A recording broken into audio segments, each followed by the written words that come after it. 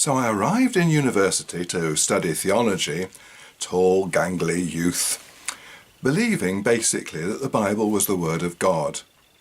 And then, of course, my lecturers seemed to pull the Bible apart verse by verse. You know, the sort of things I've been talking about in my videos. Matthew wasn't written by Matthew. The ending of Mark is missing. Luke's birth narratives contradict Matthew's. Matthew and Luke copied from Mark. John has a completely different sort of picture of Jesus altogether.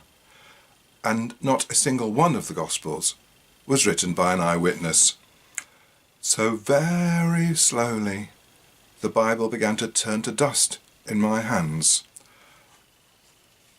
At the same time that was happening, my emotional experience of walking with God actually increased. So I became more and more firm in my belief because of my emotional experience of being a Christian. As well as my own emotional experiences whilst I was praying, I also became involved with the charismatic movement and learnt how to speak in tongues, which gave me yet another emotional high. On top of that, I began to do a bit of preaching. I even laid hands on someone to heal them. Of course, I was completely surrounded by Christians. Every single one of my friends was a Christian. Of course, I mixed mainly with other theology students, all Christians.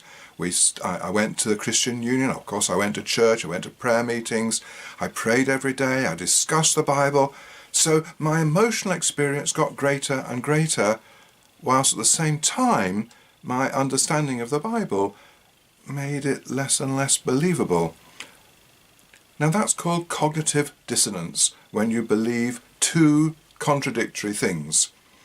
And human beings are very clever at compartmentalizing things so that they can live with that dissonance. And I lived with it for several years. But what happened next? Well, you have to watch my next video, won't you? It ain't necessarily so. It ain't necessarily so. The things that you're liable to read in the Bible, it